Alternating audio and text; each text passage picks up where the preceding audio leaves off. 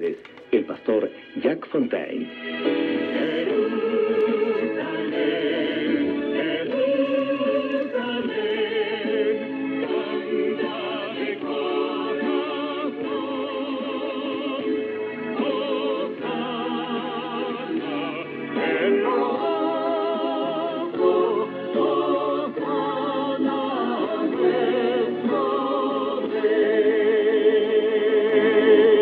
En nuestro estudio del tercer capítulo de 2 Corintios, en el programa de hoy, creo que nuestra audiencia encontrará muy interesante la enseñanza de Pablo. Vivimos en una época de concesiones. Hay quienes tratan de mezclar la ley y la gracia. En el programa de hoy, veremos que el apóstol Pablo hace un vívido contraste entre estos dos pactos. Él dejará muy claro que estos no pueden mezclarse.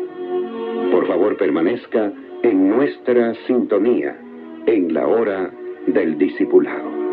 Acaba de escuchar al profesor Jack Fontaine compartiéndole uno de los temas del mensaje de hoy. Jack Fontaine es actualmente pastor de la iglesia Lauderdale en Florida y lleva más de 25 años enseñando la Biblia. El propósito de este ministerio es el de clarificar la palabra de Dios para que todos puedan comprenderla, y es lo que Jack hace al enseñar versículo por versículo sin dejar nada de lado. Bueno, volvamos con Jack para escuchar qué nos dice acerca de la palabra de Dios. Quiero darle la bienvenida a nuestra emisión de hoy.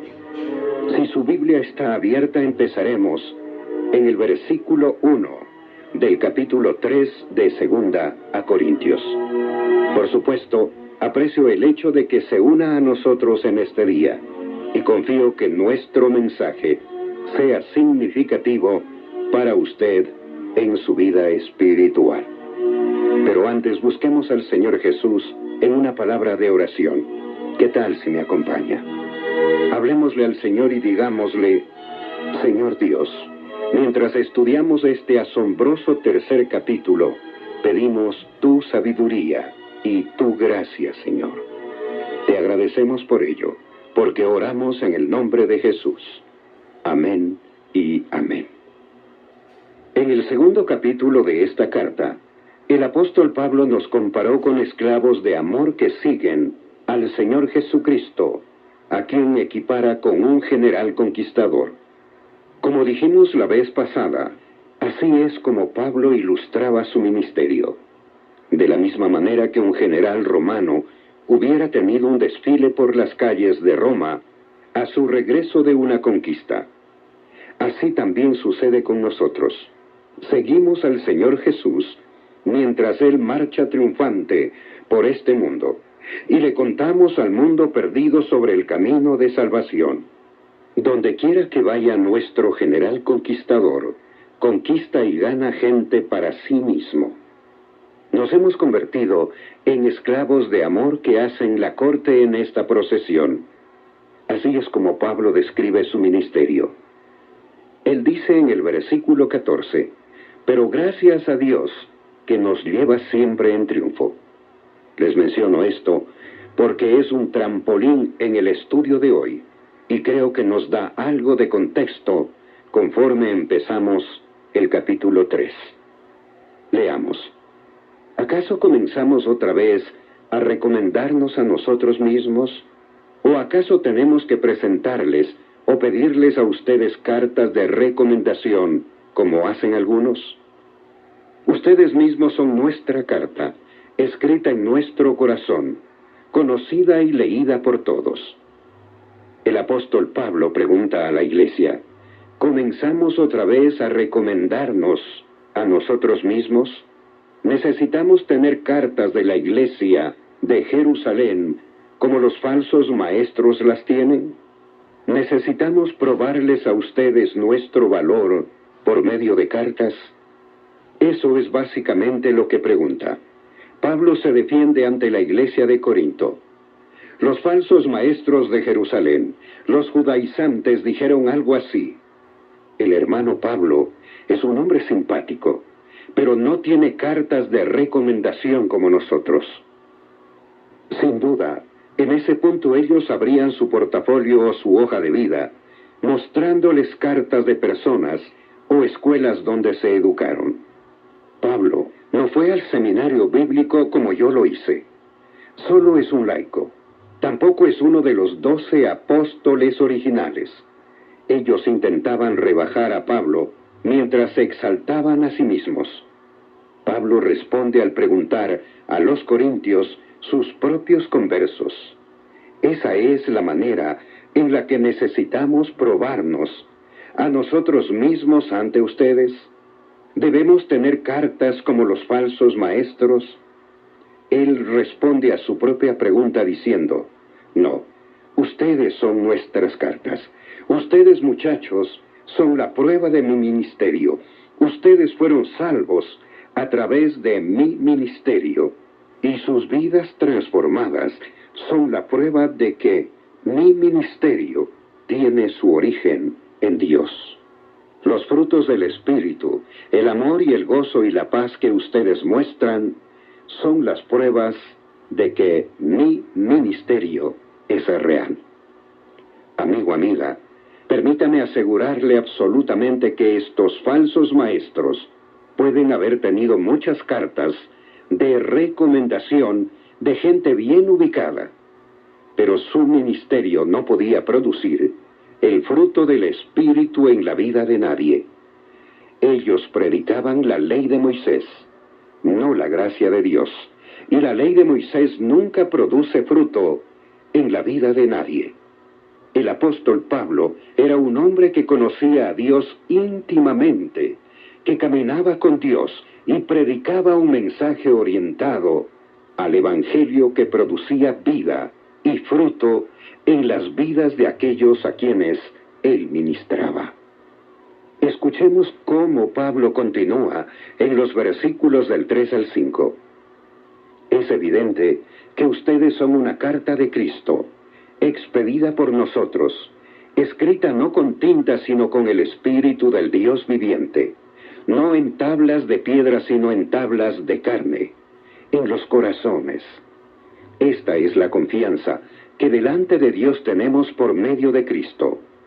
No es que nos consideremos competentes en nosotros mismos. Nuestra capacidad viene de Dios. Pablo dice, nuestro ministerio fue escrito por el Espíritu de Dios en sus corazones, y por eso sabemos que Dios hará, y está haciendo algo maravilloso en su vida.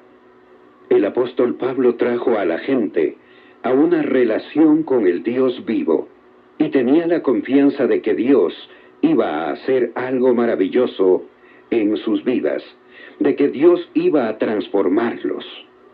Los judaizantes trataban de mantener a la gente bajo la ley de Moisés, y todo eso produjo legalismo y muerte espiritual. Escuche cómo Pablo continúa esta idea en el versículo 6.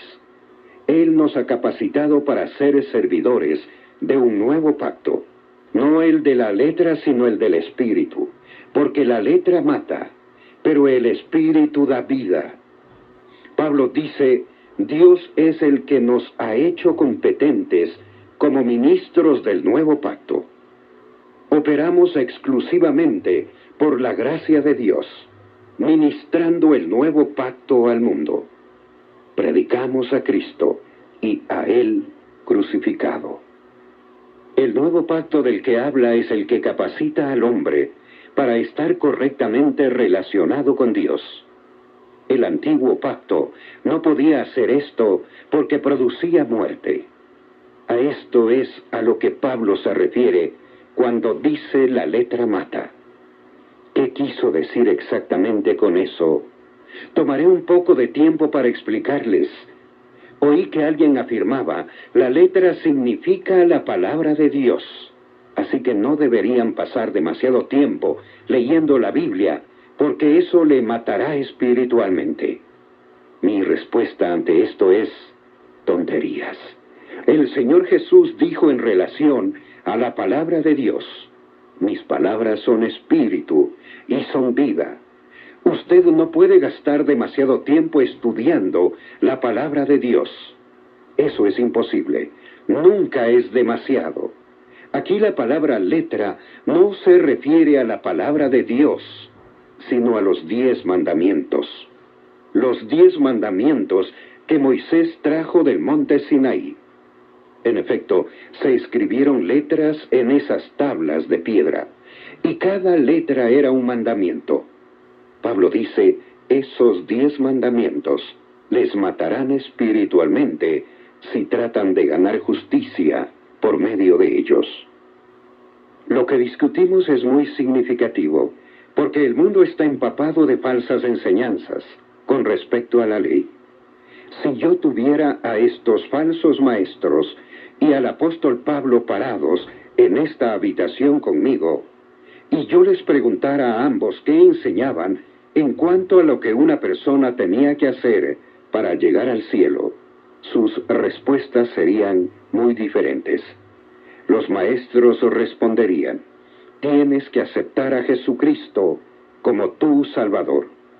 Desafortunadamente, no se detendrían ahí. También tienes que guardar la ley mosaica, o no puedes ser salvo.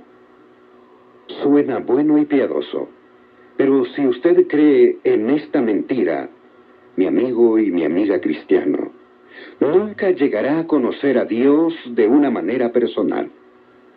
Si usted es un perdido, alguien que nunca ha confiado en Cristo y cree ese mensaje, nunca verá el cielo, porque ese mensaje no puede salvarle. Si usted es un cristiano, como lo fueron los corintios, y cree ese mensaje, nunca, jamás crecerá. La ley no puede santificarle, no puede producir crecimiento. Literalmente, le separará de Dios, y usted se convertirá en un individuo abatido y miserable que está fuera de la comunión con Dios, tal como los que propagaban este mensaje. La ley mata, dijo Pablo. Ahora, si yo le preguntara a Pablo cuál pensaba él que era la respuesta a mi pregunta, él contestaría, cree en el Señor Jesucristo, solamente acéptalo como tu Salvador personal. Él murió en la cruz y derramó su sangre por tus pecados. No puedes salvarte a ti mismo. ¿Eso es todo? Sí, eso es todo. Es gracia y solo la gracia lo que salva. No somos salvos por gracia, además de la ley. Usted no es salvo por aceptar a Jesús y luego por resolver su propia salvación cumpliendo reglas. No. Es la gracia, y solo la gracia lo que salva. Espero que esté empezando a ver la diferencia entre estos dos pactos. Un vasto abismo los separa. El uno se trata de usted obrando para salvarse a sí mismo. El otro se trata de la total confianza en el Señor Jesús, quien murió para salvarnos. Él, y solamente Él, es el Salvador, no usted ni yo. Él murió para salvarnos, y nosotros solamente tenemos que entrar en esa salvación que solamente Él provee. Permítame compartir con usted unos pocos versículos más sobre este asunto. Me gustaría que vaya conmigo al capítulo 8 del libro de Romanos. Pablo tiene algunas palabras más que compartir con nosotros sobre este tema. Recuerde, ¿qué hace la letra? La respuesta, mata. La ley mata. ¿Cómo puede ser así?, se interroga usted. La ley es algo muy bueno. Habla del mismo carácter de Dios. El problema es que nosotros tenemos una naturaleza pecaminosa que no puede guardar la ley. Eso es precisamente lo que Pablo nos dirá. Escuche lo que dice Pablo en el versículo 3 del capítulo 8. Lo que era imposible para la ley, por cuanto era débil por la carne, Dios, enviando a su Hijo en semejanza de carne de pecado, y a causa del pecado, condenó al pecado en la carne. Permítame detenerme aquí. Analicemos esto porque es muy, pero muy importante. Él dice, lo que era imposible para la ley. Mis amigos, mis amigas, la nación de Israel estuvo bajo la ley durante 1500 años. ¿Qué hizo la ley por ellos? ¿Alguna vez ellos la obedecieron? No, no la obedecieron. ¿Cómo trataron ellos al legislador, a ese gran hombre de Dios que entregó a los hijos de Dios esta ley? Lo trataron en forma miserable. Le hicieron pasar un tiempo muy difícil. Se quejaron y gimieron. Estas personas habían hecho un becerro de oro, aun cuando Moisés estaba arriba en la montaña recibiendo la ley. ¿La ley hizo que el pueblo tratara bien al legislador? No. Y luego pasaron 1500 años, y aquel quien verdaderamente dio la ley, el Señor Jesús, fue crucificado por el mismo pueblo al que Él dio la ley. ¿Lo comprende, mi amigo, mi amiga? Fue Dios quien dio la ley en el monte Sinaí, y Jesús es Dios. Dios se hizo hombre, y el pueblo al que Dios dio la ley, lo asesinó. Eso le dice algo acerca del poder santificador de la ley. Todo lo que la ley es capaz de hacer es despertar nuestra naturaleza pecaminosa. No puede salvar, y nunca fue dada para salvar.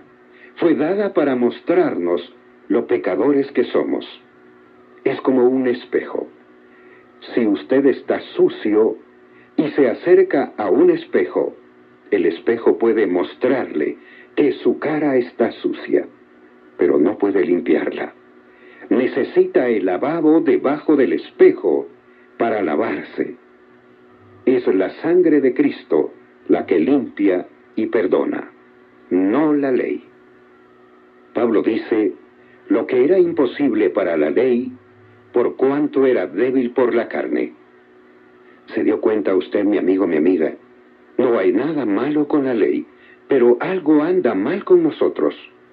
Y lo que anda mal con nosotros es nuestra vieja y pecaminosa naturaleza que heredamos de Adán. Por eso no podemos guardar la ley. El difunto doctor Dehan solía contar una historia para ilustrar nuestra relación con la ley. Había una mujer que tenía un gran filete de cerdo que puso a cocinar en el horno.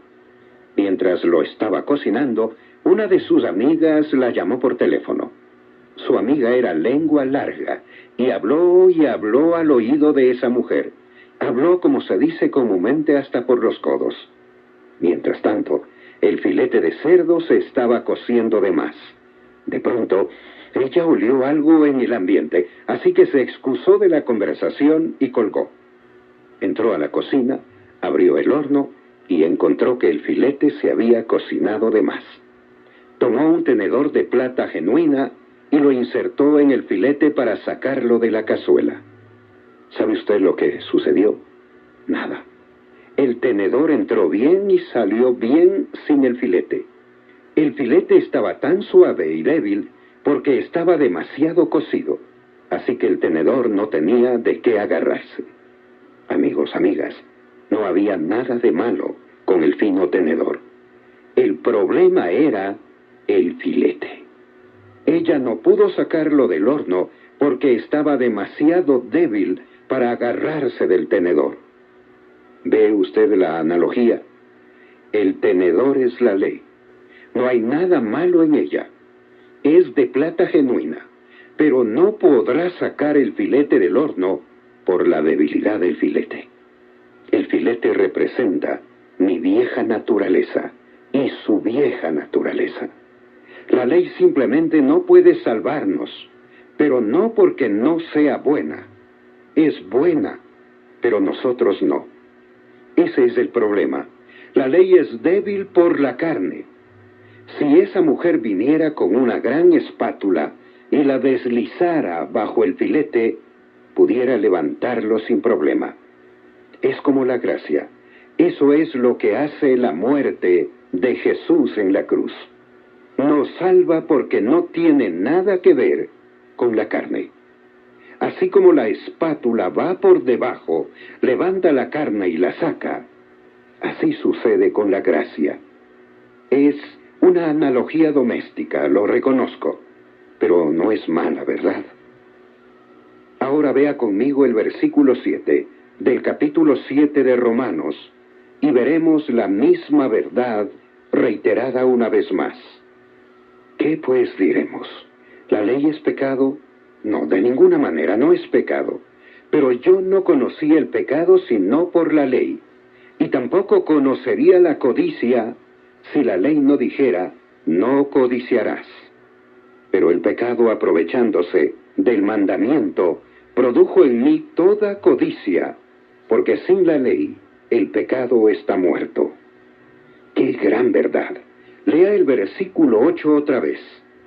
Pero el pecado, aprovechándose del mandamiento, produjo en mí toda codicia. Si usted le dice a alguien que debe guardar los 10 mandamientos para salvarse, ¿sabe usted lo que sucederá? Se producirán malos deseos en la vida de esa persona. Usted ve, la ley es maravillosa y santa y justa. Ese no es el problema. El problema es el pecado. El pecado aprovecha la oportunidad que provee el mandamiento. La palabra oportunidad significa una base de operación. El pecado es tan horrible que tomó algo santo y recto como la ley y lo usó para su propio fin. ¿Cómo puede ser así? La ley tiene una naturaleza provocativa. Déjeme darle un ejemplo. Un hombre construye 2 hermosas casas adosadas, una junto a la otra. Estas 2 casas son idénticas. Cada casa tiene una ventana de vidrio grande y hermosa en el frente.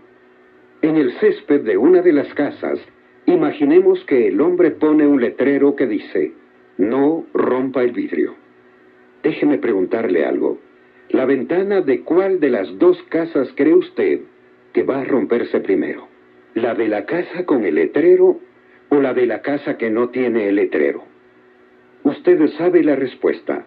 La ventana de la casa con el letrero se romperá primero, porque algún adolescente rebelde o aburrido probablemente pasará por ahí, verá el letrero y dirá, no pueden decirme lo que debo hacer, no pueden, y romperá el vidrio de la ventana. La ley tiene una naturaleza provocativa. Usted no puede guardar la ley, y yo tampoco puedo, y Dios sabe eso. Él dio la ley a la nación de Israel por 1500 años para enseñarles que no pueden cumplirla. ¿Qué le hace pensar que usted puede cumplirla? Escuche cómo Pablo desarrolla este mismo pensamiento en Gálatas. Voy a leer el versículo 11 del capítulo 5. En cuanto a mí, hermanos, si aún predicara la circuncisión, ¿por qué padezco persecución todavía? Pablo fue un falso maestro. ¿Se da cuenta de eso? Él dijo, si aún predicara la circuncisión. Cuando dice circuncisión, se refiere a toda la ley mosaica. Y él, en verdad, fue un fariseo que enseñaba a la gente a cumplir la ley en la era de la gracia. ¿Qué hizo la ley en la vida de Pablo? Dicen que él mató muy posiblemente a más de 5,000 cristianos. Pablo dice, si aún predicara la circuncisión, ¿por qué padezco persecución todavía? En otras palabras, Pablo enseñó la gracia no adulterada de Dios, y el mundo aborreció ese mensaje. El mundo todavía lo aborrece hoy. Mi amigo, mi amiga, si usted predica ese mensaje, no espere ganar ningún concurso de popularidad. La gente odia la idea de no poderse salvar a sí misma. La cruz da un golpe mortal al orgullo y al ego del hombre y la mujer. Al ser humano le encanta pensar que si es lo suficientemente bueno y si obedece esta ley o esta otra, de alguna manera obtendrá la aceptación de Dios, pero nunca lo hará. Solamente a través de la cruz del Señor experimentamos la aceptación de Dios. Luego Pablo dice algo en este pasaje de Gálatas que es absolutamente sorprendente. Dice: las personas que predican este falso mensaje, ojalá se mutilaran y terminaran con esto. Está hablando de castración. En la época de Pablo había algunos paganos que practicaban la castración como parte de su religión. Pablo dice: desearía que quien quiera que trate de añadir la ley a la gracia se volviera completamente pagano y se castrara. Cualquier mensaje que añade ley a la gracia es un mensaje pagano. Tengan cuidado de los que les dicen que deben adorar a Dios el sábado. Tengan cuidado de los que les dicen que deben ser bautizados para salvarse. Esos son mensajes paganos. Hablaremos un poco más sobre esto en nuestro próximo programa. Veo que nuestro tiempo ha transcurrido muy rápidamente hoy. Pablo ha dicho: la letra mata, pero el Espíritu da vida. El Espíritu hace a Jesús real. Hemos entrado en una relación salvadora con Jesús, una relación de amor. No regresemos a un sistema muerto de obras para tratar de salvarnos a nosotros mismos. Tenemos una relación de amor con Dios, y eso es todo lo que necesitamos.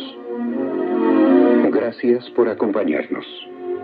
Que el Señor le bendiga a usted y a todos aquellos que también le acompañaron en su hogar a escuchar La Hora del Discipulado. Hasta la próxima ocasión. Esta fue La Hora del Discipulado con Jack Fontaine. Escríbenos al correo electrónico lhd@hcjb.org.es. Este programa fue grabado y producido en los estudios de HCJB, región América Latina.